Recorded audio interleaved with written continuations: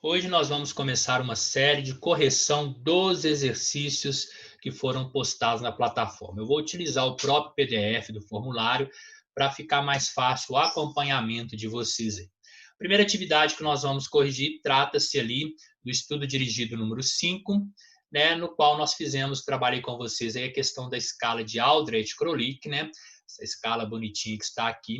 Ela avalia 5 itens: nível de consciência, que me fala do sistema nervoso central do paciente, a atividade muscular, que me fala do sistema muscular, circulação, que me fala do sistema cardiovascular, respiração e saturação de oxigênio, que me fala, obviamente, do sistema respiratório. Trabalhamos aqui 3 monitores, né? Leito 1, leito 2, leito 3, e qual que é o macete nisso aqui? Qual que é a pegada desse tipo de questão? Eu já falei com vocês que todos os nossos pacientes, lá nas primeiras aulas, que todos os nossos pacientes seriam pacientes adultos. Então, vou trabalhar com o valor de referência do paciente adulto. Então, leito 1, eu tenho um paciente taquicárdico, normotenso, saturação de oxigênio, não existe termo técnico para ela, galera. Então, a saturação dele está normal. Frequência respiratória, 23 incursões respiratórias. Eu tenho um paciente taquipneico. Estou diante de um paciente normotérmico. Então, beleza, fechamos aqui o leito número 1. Aqui, como nós já trabalhamos as outras aulas das complicações, eu posso pensar nisso aqui no paciente sentindo dor, tá? Por essa taquicardia. Leito 2, eu tenho um paciente normocárdico, eu tenho um paciente hipertenso, hipertensão estágio 1, eu tenho um paciente saturando dentro da normalidade, eupneico, e eu tenho um paciente hipertérmico, né? O sinal clássico aqui de febre, né? Pode ser essa hipertensão pode ser relacionada a uma dor, por exemplo. Leito 3, eu estou diante de um paciente que demanda um pouco mais de atenção, tem um paciente taquicárdico, hipotenso, queda de saturação, eupneico e hipotérmico, né? Ele está com uma queda de saturação aqui, não quer dizer que ele vai ter que estar taquipneico automaticamente, tá? Então, esse paciente do leito 3, dentre os pacientes que nós temos aqui, é o paciente que demanda maior atenção neste momento. Vamos para a questão número 1. O técnico de enfermagem que atua na sala de recuperação deve ter um conhecimento que contemple termos técnicos, valores de referência, medicamentos e suas indicações e contraindicações. Ao admitir o paciente do leito número 2, na anotação de enfermagem devem ser acrescentados termos como normocárdico. Então, primeira coisa, eu estou falando do leito número 2. Então, normocárdico, normotérmico, eupneico e hipertenso. Então, nós vamos direto para o leito número 2. Leito número 2 está normocárdico? Tá. Está eupneico? Tá. Está normotérmico? Não. Então, a questão já é errada. O erro está ali, ele está hipertérmico. Ele está hipertenso? Sim. Esse paciente está hipertenso. Beleza? Vamos para a questão número 2. Então, o objetivo dessa questão aqui foi trabalhar termo técnico relacionado a valor de sinais vitais, termos técnicos dos sinais vitais. Beleza? Vamos para a próxima questão. Paciente JS, 36 anos, em pós-operatório de laparotomia, foi admitido no leito número 1. Consta nas evoluções de enfermagem que o procedimento foi sob anestesia geral e no pré-operatório, olha, antes dele entrar para o bloco cirúrgico, obteve os seguintes valores.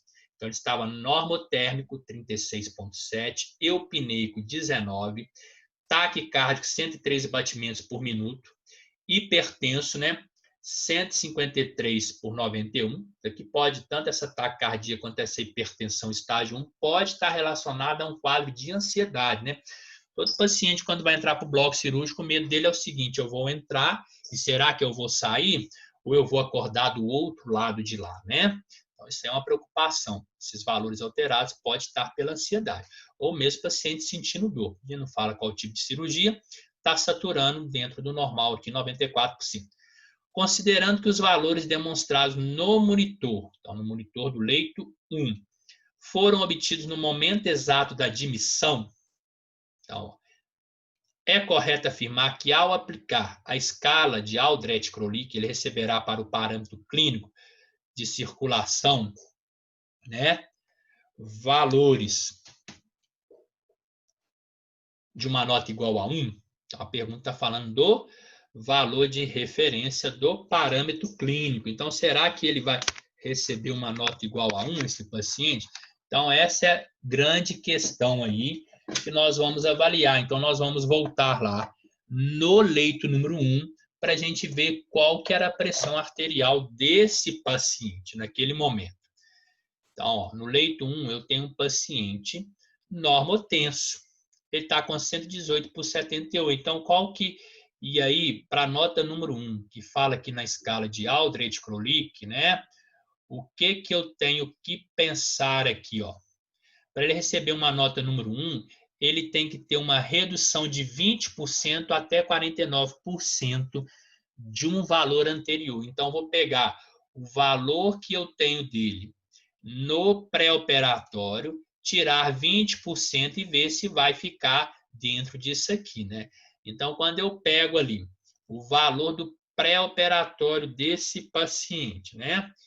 Que foi de 153 e diminuo 20%, eu vou encontrar um valor de 122, né? Só que o quê? Ele está com 118. Então, o que significa? A redução foi mais de 20%. Então, realmente, esse paciente vai receber uma nota igual a 1. Então, está certo, tá? Questão número 1, né, estava errado porque o meu paciente está hipertermo. Vamos para a questão número 3. Considere que você está sozinho na sala de recuperação com os 3 pacientes cujos parâmetros se encontram representados nos monitores assim. Então, nós já avaliamos, já analisamos muito.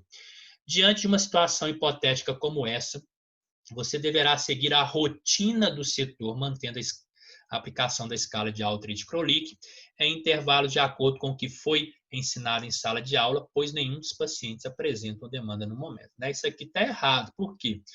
Porque quando eu vou lá no leito número 3, eu tenho um paciente com indícios de choque hipovolêmico, ou seja, eu tenho um paciente hipotenso, queda de saturação, taquicárdico, hipertérmico. Então, questão número 3 aqui, ela está errada, né? Erradíssima aqui, ok? Então, errado.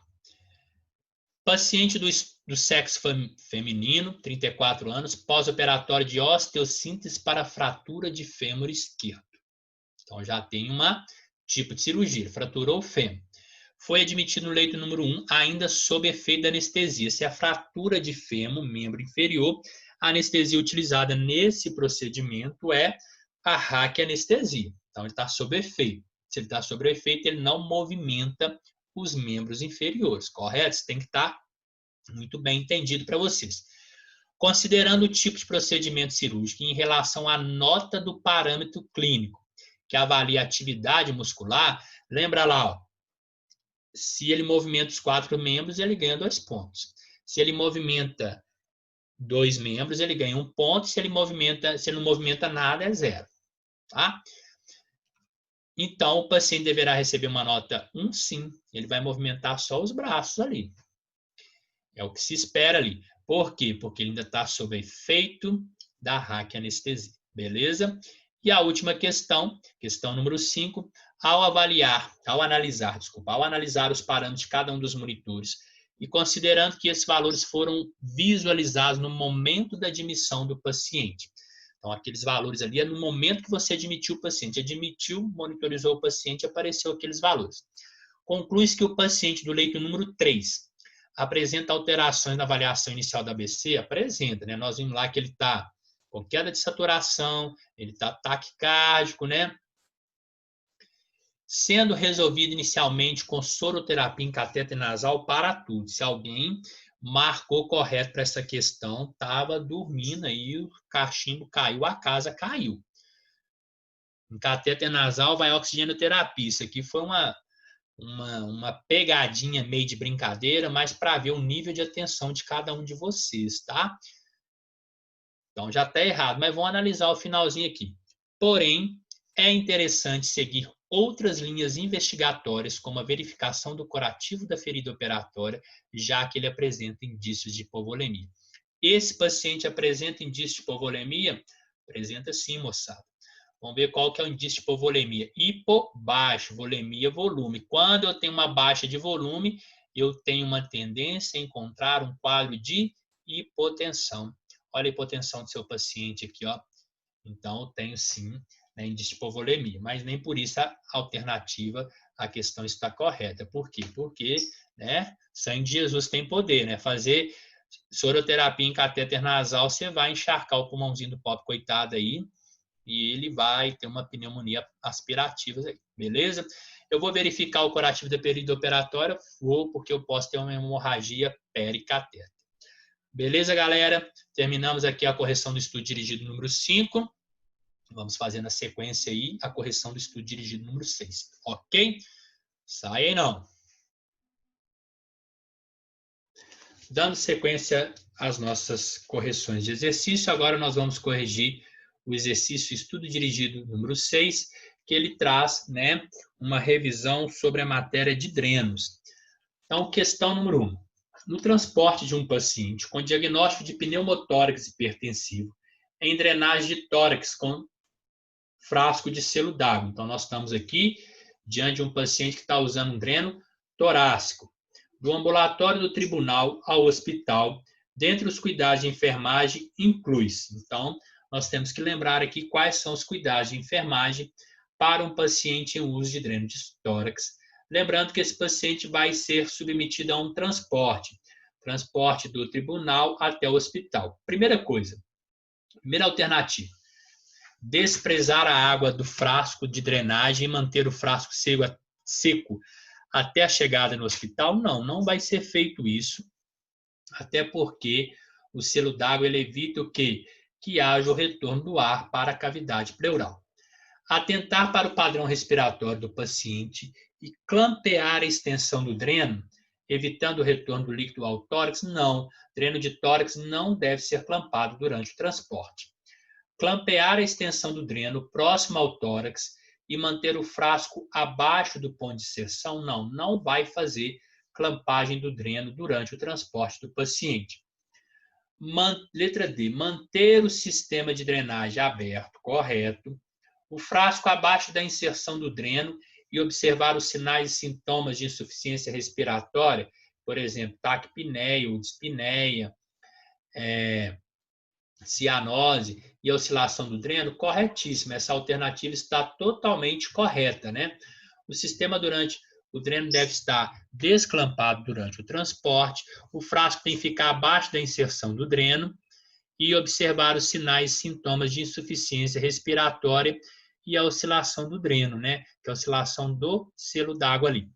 Então, a nossa resposta é a letra D. Vamos ver, então, o que está errado com a letra E. Trocar a água do frasco de drenagem e transportá-lo acima do tórax? Não, tem que ser transportado abaixo do nível de inserção do dreno. Então, questão número 1, alternativa correta, letra D. Próxima questão. Considerando os cuidados com drenos, se aplicam a pacientes que estejam com qualquer sistema de drenagem instalado, analise as proposições abaixo. Esse tipo de questão, a gente vai analisar a frase número 1, né? E depois nós vamos lá nas alternativas ver se a gente já consegue eliminar alguma resposta incorreta. Então, frase número 1. A drenagem de tórax é um procedimento em que tubos são introduzidos na cavidade pleural para a retirada de ar ou líquidos. Corretíssimo isso aqui, né? O dreno de tórax introduz um tubo, né, na cavidade pleural para fazer a drenagem, seja de ar, no caso de pneumotórax, seja de líquidos, por exemplo, hemotórax, né, quando eu tenho presença de sangue na cavidade pleural. Então, vamos buscar se a gente consegue eliminar alguma coisa. Então, de cara, a gente elimina a letra A, porque ela não traz, né, como correta a frase número 1. Então, a letra A está eliminada, a letra B continua, a letra C eu elimino, porque não tem a frase número 1, a letra D a mesma coisa eu elimino. Então, a minha resposta ou vai ser a letra B ou vai ser a letra E, né? Então, eu já tenho aqui 50% de chance de acertar a questão. Vamos para a frase número 2. Dreno de Penrose é um dos tipos de drenos utilizados em pneumotórax. Não, dreno de Penrose não é para pneumotórax. Dreno de Penrose geralmente é cirurgias do aparelho digestivo. Pneumotórax é dreno torácico. Então, de cara, eu já mato a questão e elimino a letra B. Então, a nossa resposta é a letra E, mas nós vamos analisar o erro das outras questões, das outras frases, perdão. Em caso de dreno de tórax, sistema aberto, deve-se ordenhar quando prescrito? Sim. Quando o médico prescrever que há necessidade de ordenhar o dreno, eu vou ordenar, né? Então, a frase 3 está correta. A troca do selo d'água deve ser feita de forma lenta e não esquecer de pinçá-lo com a mão. Totalmente errada essa frase, né? A troca de selo d'água deve ser o mais rápido, mais breve possível, né? Considerando toda a segurança que deve ter para o procedimento. E se eu vou pinçá-lo, mas eu vou pinçá-lo com o dispositivo que tem no próprio dreno. Então, a frase número 4 está incorreta. São considerados tipos de drenos abdominais, tubular e Penrose? Sim, são considerados. Então, a nossa resposta, nós já tínhamos encontrado, é a letra A. Então, sempre que você se depara com esse tipo de questão, você analisa uma frase e vai para as alternativas e tenta eliminar aquelas alternativas que sejam possíveis de eliminar. Beleza? Em relação aos cuidados com os drenos de tórax, podemos afirmar que... Então, vamos lá. Está falando de leito de dreno de tórax. O leito deve ser mantido impreterivelmente em posição horizontal. Preterivelmente está dizendo que, né, o leito do paciente, né, ele só pode ficar naquela posição. E quando eu falo aqui, a questão ela quis trazer o posicionamento do paciente. Então, o paciente pode ficar em decúbito lateral, né, aquilo que melhor for indicado para aquele paciente. Então, a letra A está incorreta. Os drenos devem ser retirados um pouco a cada dia? Não. O dreno torácico ele vai ser retirado de uma única vez e a retirada do dreno ela é executada pelo médico, tá? Que fez. Não pode ser pela equipe de enfermagem. A secreção drenada significa infecção por contaminação? Não.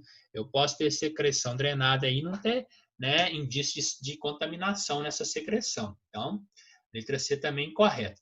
A água esterilizada no frasco de drenagem atua como um selador e evita o retorno do ar para o espaço pleural. Corretíssimo, é isso aqui que está descrevendo lá na nossa aula sobre dreno.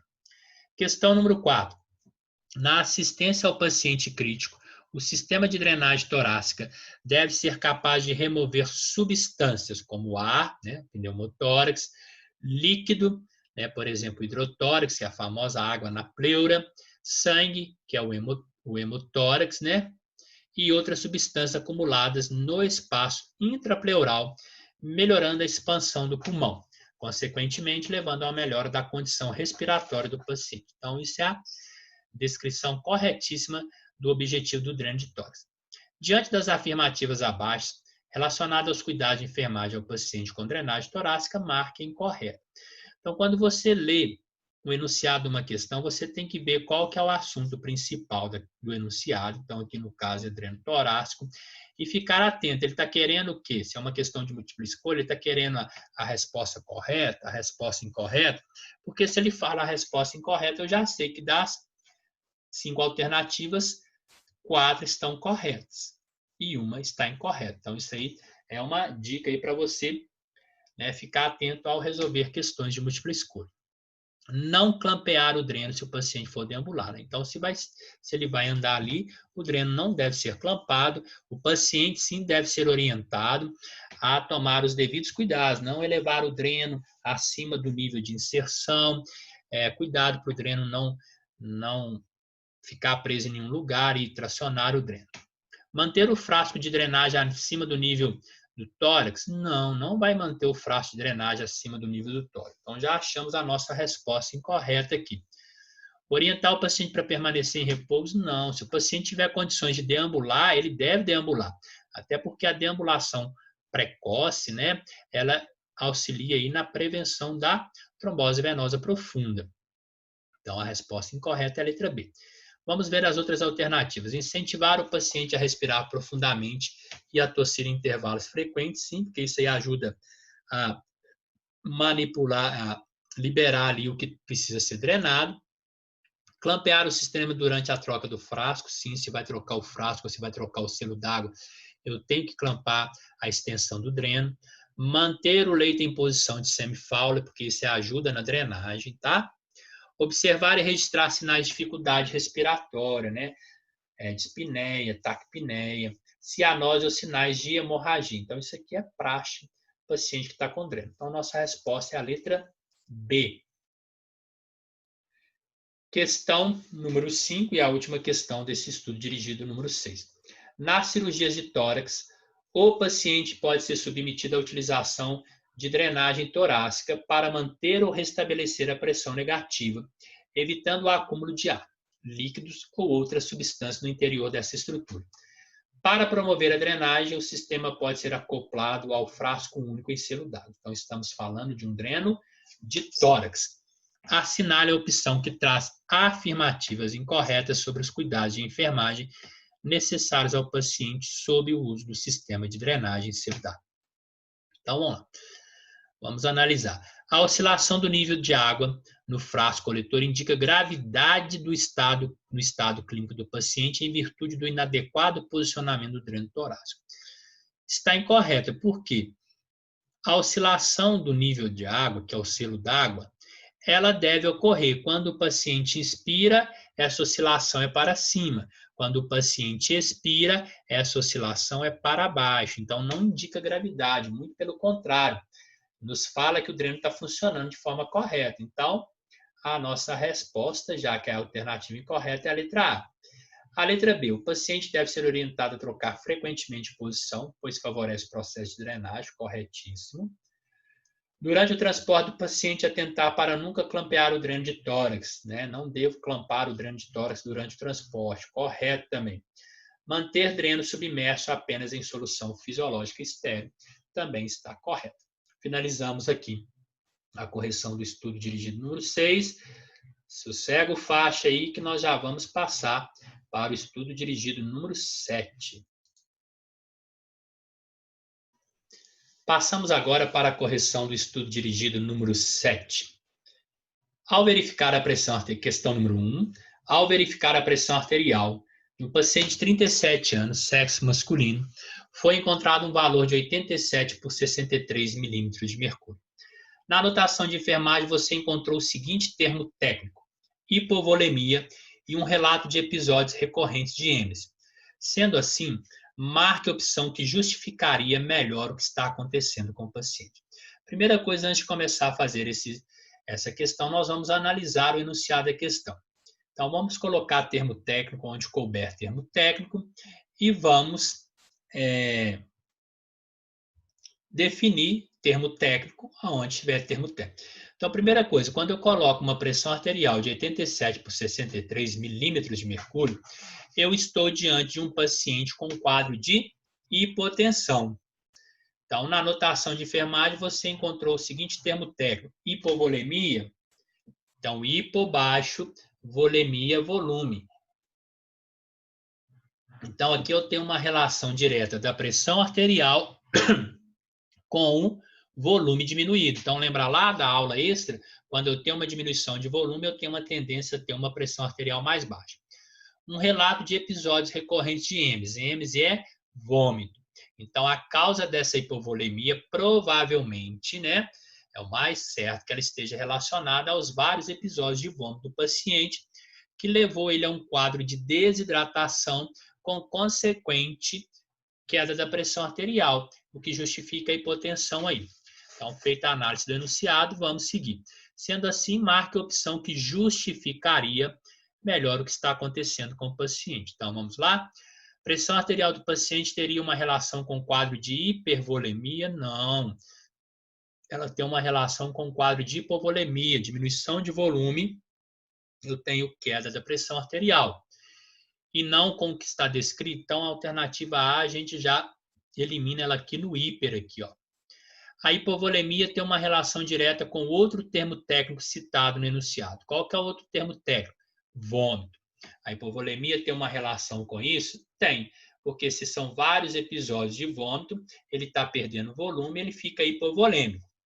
Mas contradiz o valor mensurado da pressão arterial? Não, não contradiz, né? Eu tenho um paciente hipotenso aqui. Então, a hipovolemia, os vários episódios de vômitos, eles culminam de forma a fazer essa combinação com o valor da pressão arterial. Então, letra B também nós vamos descartar, porque ela está incorreta. A ocorrência de mais, letra C, a ocorrência de mais de um episódio de êmese pode ser a causa da hipovolemia? Pode sim. Ou seja, ocorreu uma diminuição do volume intravascular, o que acarretaria a hipotensão. Então, ó, fechou, letra C é a resposta da nossa questão. Vamos analisar a letra D para a gente ver o que está errado nessa alternativa.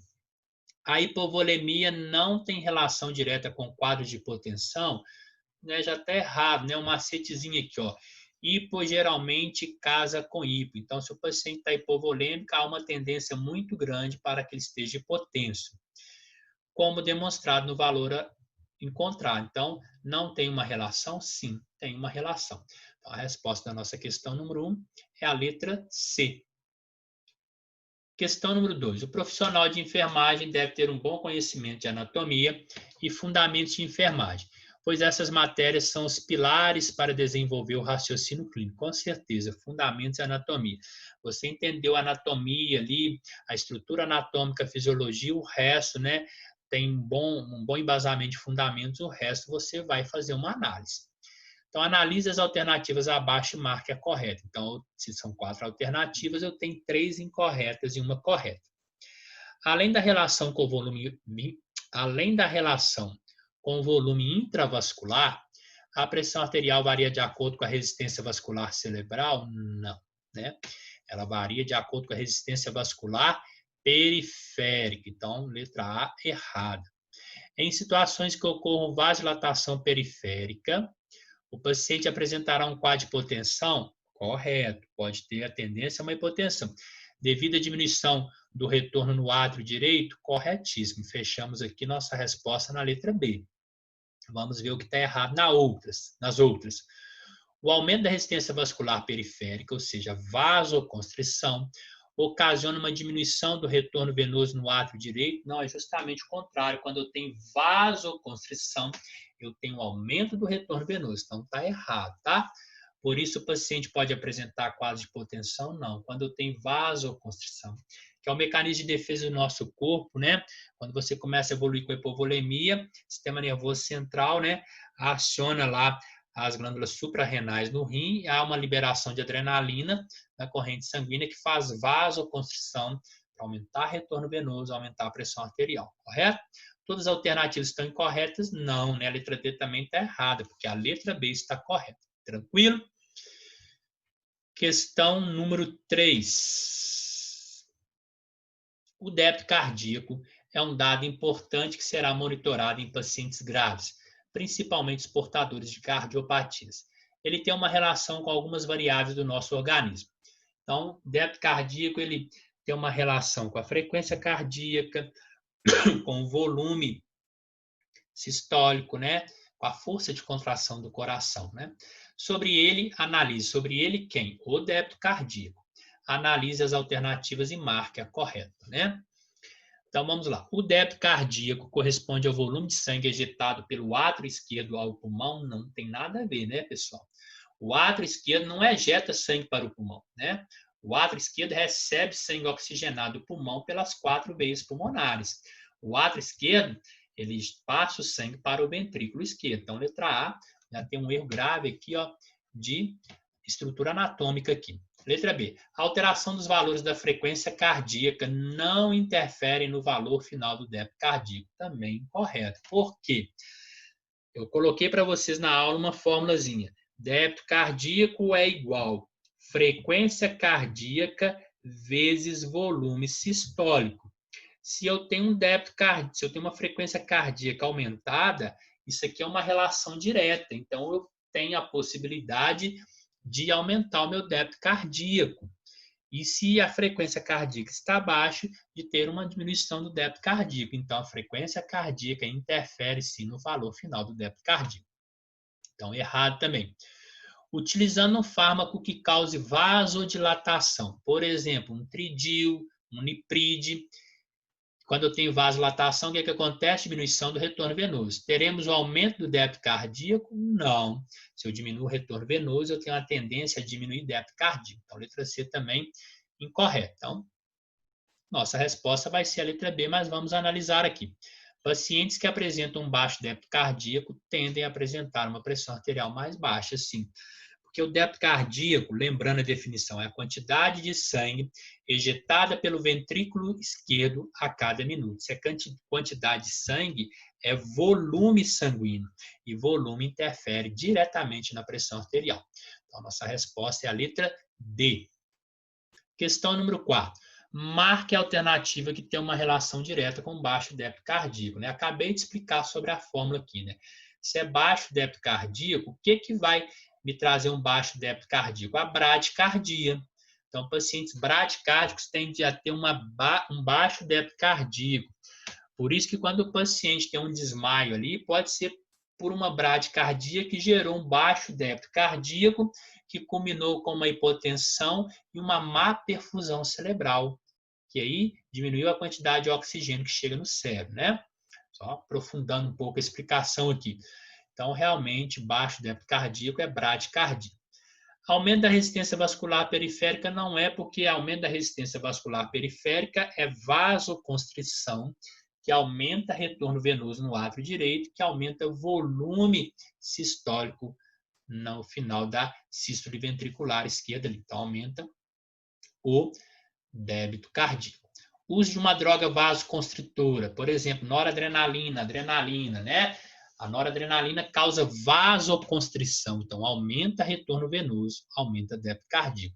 A adrenalina, além de causar vasoconstrição, ela aumenta a frequência cardíaca. Se eu aumento a frequência cardíaca, eu aumento meu débito cardíaco. E a taquicardia também não vai ser, porque se há um aumento da frequência cardíaca, a tendência é ter um débito mais alto. Tranquilo? Resposta da questão número 4, letra A. Paciente vítima de atropelamento em via pública, com fratura exposta em tíbia esquerda e hemorragia externa. Então, tem um paciente que está perdendo volume. Esse paciente tende a ter uma hipotensão, apesar que não falou aqui qual que é a quantidade, mas a gente vai trabalhar com suposições, né? Então, uma hipovolemia devido a uma hemorragia. Então, vou procurar ali questão de paciente hipotenso, tá? Essa situação tem uma relação direta com o que descreve qual a alternativa. Paciente apresentar-se-á hipertenso, não, ele está perdendo volume, não tem tendência a ficar hipertenso. Normocorado, também não, esse paciente, se ele está tendo uma hemorragia externa, a tendência dele é ficar hipocorado e taquicárdico, não normocárdico. Ao exame físico, encontraremos um paciente com aumento da perfusão capilar e hipertensão? Não, encontraremos um paciente com diminuição da perfusão capilar e hipotensão. Letra C. Ocorrerá um aumento do débito cardíaco devido à vasodilatação? Não. Se tem vasodilatação, tem diminuição do débito cardíaco, tá? Então, também. E a vasodilatação que aumenta o retorno venoso? Não. A vasodilatação diminui o retorno venoso. Letra D é a nossa resposta, mas vamos dar uma analisada aqui. Ocorrerá uma diminuição da pressão arterial? Sim, porque o paciente está com quadro de hemorragia externa, ele está tendendo a uma hipovolemia e, consequentemente, do débito cardíaco. Correto aqui, tá? Finalizamos a correção do estudo dirigido número 7. Segura a onda aí que nós já vamos para o estudo dirigido número 8. Vamos lá. Mais um estudo dirigido para a gente dar uma discutida aqui. Vamos corrigir, então, o estudo dirigido número 8. Então, vamos lá. Para responder as questões a seguir, você deve se orientar pelo monitor multiparâmetro, a prescrição médica e considerar pacientes com idades entre 35 a 46 anos. Então, a gente já sabe a faixa etária do nosso paciente aí. Então, primeira coisa, quando você se depara com o monitor, você vai fazer uma análise aqui rápida, né? Então, o paciente tem uma frequência cardíaca de 78 batimentos por minuto, então tem um paciente normocárdico, uma pressão arterial de 123 por 80, então, né, como não fala nada de sétima diretriz de hipertensão arterial sistêmica, eu vou considerar esse paciente aqui como normotenso, né? Professor, ele seria pré-hipertenso? Se eu trouxesse aqui no enunciado, né, que é para considerar a sétima diretriz de hipertensão arterial sistêmica, eu consideraria ele pré-hipertenso, mas a princípio aqui eu tenho um paciente normotenso, tá? Saturação de oxigênio, não existe termo técnico, então o paciente está saturando normal ou ele está saturando baixo. Nessa situação aqui ele está saturando normal. Frequência respiratória, eu tenho um paciente eupneico, porque 19 incursões respiratórias por minuto, a faixa de normalidade é de 12 a 18. E o meu paciente está normotérmico, ok? Tem uma prescrição médica, então está prescrito oxigênio, né? No caso de uma queda de saturação. A dipirona, que é um analgésico, um antitérmico. O captopril, que é um antihipertensivo. A metformina, que é utilizada pelos pacientes diabéticos no controle da glicemia, tá? Do nível de glicose no sangue, então ele é um hipoglicemiante. O diazepam, que é um ansiolítico. A dieta está prescrita dieta hipossódica, né? Então, eu estou diante de um paciente que provavelmente ou tem um problema renal ou é um paciente com hipertensão arterial sistêmica, né? Tem aqui o captopril. Não quer dizer que todos esses medicamentos estão sendo usados pelo mesmo paciente. Por isso que está aqui, ó, pacientes com idade entre 35 e 46 anos. É como se pegasse várias prescrições, trouxesse medicamentos para cá para trabalhar esse exercício aí. O Clexane, que é um anticoagulante, né? A metoclopramida, que é o Plasil, que é um antiemético. Furosemida, que é um diurético, muito utilizado aí no caso de paciente que está com edema agudo de pulmão. A noradrenalina, que é uma droga de efeito vasoconstritor, ela deve ser feita em bomba de fusão contínua, em acesso venoso central, né, a bomba de fusão contínua, porque ela te dá uma vazão muito bem controlada. A hidroclorotiazida, que é um diurético também. O tridil, que é um vasodilatador, caso de crises hipertensivas. A insulina, controle da glicose sanguínea aí. O glifage é o mesmo medicamento da metformina, né? Só que aqui eu tenho o nome comercial. E o soro fisiológico, no caso aí, para fazer uma medicação, né, endovenosa, para repor um volume com um paciente que está hipovolêmico. Então, você, quando for para o campo de estágio, você vai ter lá, se não tiver um paciente monitorizado com monitor multiparâmetro, você vai coletar esses dados verificando os sinais vitais. Tranquilo? Então, vamos lá, nossa primeira questãozinha, são 5 questões rapidinhas. O item 2 da prescrição. O item 2 da prescrição é a dipirona. Pode ser utilizado para o paciente com o objetivo de estabilizar valores visualizados no monitor? Os valores do paciente estão todos normais, então não tem como usar o dipirona para nada. Agora, vamos supor que o paciente estivesse aqui com 38,9, hipertérmico, tudo bem, dipirona age como antitérmico. Então, como ele está estável, a resposta da letra 1 é falso. Após a verificação da glicemia capilar do paciente, obteve-se um valor de 53 miligramas por decilitro. Estou diante de um paciente hipoglicêmico. Esse procedimento foi realizado 2 horas após o café da manhã. Então, ele já tomou o café da manhã, você verificou a glicemia capilar, ele está com um quadro de hipoglicemia. Sendo assim, a conduta correta seria administrar o item 4. O item 4 é metformina. Ela é utilizada justamente para manter os níveis de glicose de forma adequada. Se eu já tenho um paciente com hipoglicemia, se você administrar metformina, você vai levar esse paciente a uma queda glicêmica ainda maior. Então, tem que comunicar ao médico e ver qual vai ser a conduta dele. A gente também não pode suspender da nossa cabeça. Toda suspensão de medicamento que não vai ser administrado deve ser feito com a orientação e o respaldo médico. Então, falso, não devo administrar, devo comunicar ao médico. Os valores visualizados no monitor justificam a administração do item 1 da prescrição. Item 1 da prescrição é o oxigênio. O paciente, vamos voltar aqui um pouquinho, ele está saturando 95%. Não justifica administrar oxigênio para esse paciente, não. Tranquilo? Vamos para a nossa outra questão. Questão 4. Caso o parâmetro P1, P1 é a nossa frequência cardíaca e ela é 78 batimentos por minuto. Então, você tem um paciente normocárdio. Mas caso essa frequência cardíaca do paciente fosse de 125 batimentos por minuto, então, um ataque cardíaco em vez de estar normocárdio. Considerando que o paciente não apresenta hipovolemia, então ele não está tendo perda de volume, mas ele está taquicárdico. Ele não apresenta hipertermia, mas ele está taquicárdico, né? Porque durante a hipertermia, a febre, a frequência cardíaca tende a aumentar para circular mais sangue pelo corpo, melhor esse sangue pelo corpo, para tentar resfriar o paciente. Não está hipertérmico. Ou quadro de ansiedade, então o paciente não está ansioso também.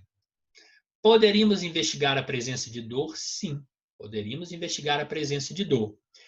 Caso confirme o quadro álgico, ou seja, o quadro de dor, a administração do item 2, que é a dipirona, Poderia reverter a instabilidade citada acima? Poderia, porque lembra lá, primeira aula, primeira parte da aula número 8. Quadros de dor geram taquicardia. Se a taquicardia não está relacionada à hipovolemia, não está relacionada à hipertermia ou ansiedade, eu vou administrar um medicamento. Se a dor dele for controlada, essa frequência cardíaca dele tende a diminuir. Então, resposta verdadeira. Questão número 5. A administração do item 3 deve ser precedida apenas da aplicação dos 11 certos da administração segura de medicamento. O item 3, recordando aqui, é o captopril, um antipertensivo. Eu tenho que verificar os 11 certos? Tem.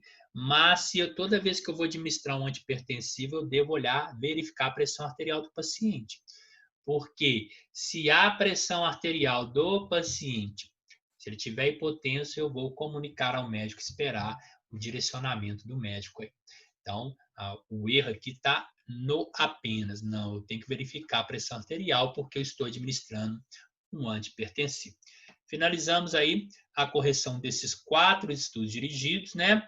Espero que tenha ajudado vocês. Se ainda ficou alguma dúvida, vai lá no grupo do WhatsApp, coloca a sua dúvida lá para que eu possa ajudá-lo, ok? Muito obrigado.